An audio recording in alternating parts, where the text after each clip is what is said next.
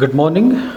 Today I'm going to talk about COVID vaccine confidence among public in India.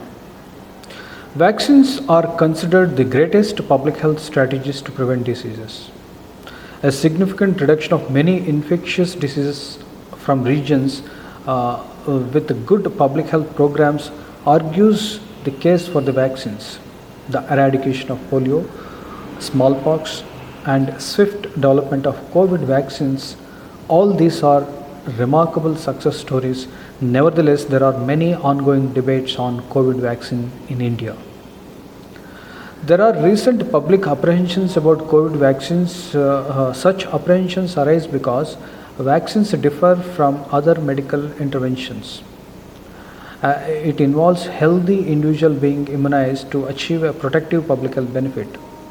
The public, empowered by the internet and sophisticated social media, want answers to their genuine, sometimes not necessarily genuine concerns. Their questions include safety, schedules, affordability, relevance, benefits, and risks. Several factors drive public anxiety. For instance, there have been several communication disasters in the recent past related to vaccine. For instance, a scientific publication later discredited and retracted documenting a link between the measles, mumps, and rubella vaccine and autism. The failure of the predicted swine flu pandemic by WHO, when it was not really a pandemic, also sent a negative image to the public. So, what is the situation in India related to COVID vaccine confidence among public?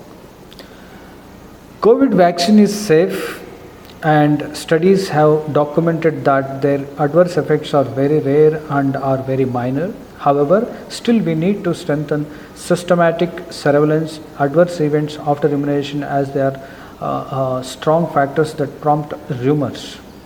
For instance, AstraZeneca vaccine and blood clots among vaccinated elderly population from Norway, newspaper report read by all of us. Before a thorough investigation, the rumors spreading to everyone in short span of time. Consequent public concerns undermine the voluntary nature of vaccination program. Sometimes sudden deaths are a serious adverse events after immunization, especially among children during the routine immunization, is not completely unheard or occur very, very rarely. However, the system of investigation into such tragedies is not uniform, and many of the occasions the enquiries tend to absolve or forgive the vaccine and the procedures. The denial of problems without adequate investigation put the whole vaccine program at risk, especially blood clot after the vaccination among elderly population in some of parts of Europe. So, what is public confidence related to COVID vaccination in India? COVID vaccine confidence among public slowly improving after the health professionals received the COVID vaccine on priority basis. Further, several political leaders, including our Honorable Prime Minister Shri Narendra Modi ji, received the vaccine in the public and in front of media. That has helped to instill the confidence in a significant manner. Private hospitals' involvement and regulation of the pricing of the COVID vaccine resulted in improved access across the nation, and it is slowly improving confidence among public. However, social and television media are building a large coalition likely to amplify the risk they communicate, which are unscientific and maybe extreme views related to COVID vaccine. The internet, a vast archive of misinformation, mandates even a greater need for public health education. Forceful insistence of all the adults to come to the center, a COVID center for vaccination, might reduce the coverage. However, consistent evidence-based mass communication generally results a better vaccination coverage. Rumor has its own limitations, but can be countered through a transparent and evidence-based consistent communication strategies. The polarized positions of those for and against the COVID vaccines are obvious. Therefore, the health authorities vaccine industries should not dismiss socio-cultural, political, economic concerns or a context due to lockdown or a surge of COVID cases or a deaths due to COVID as a completely inconsequential.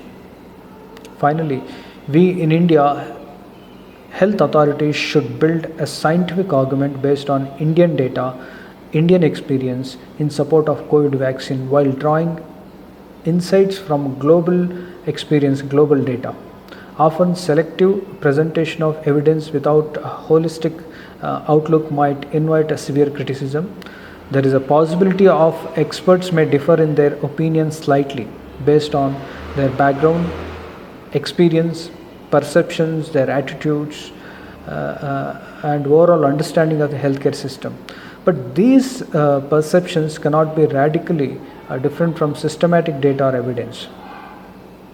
The absence of scientific data in the public domain or information, lack of transparency in decision making likely dent the COVID prevention measures that includes COVID vaccination. Increased suspicion of authority is here to stay. However, civil servants should delegate health experts to handle the situation. Further, health experts should not dictate the terms, rather engage the communities and convince them of the need and rationale and efficacy and cost benefit of the vaccine. India can no longer ignore the elephant in the room, that is the limited data, poor quality data, which is not easy to analyze for the health authorities. The poor system of information gathering, which do not allow even for monitoring that what is happening.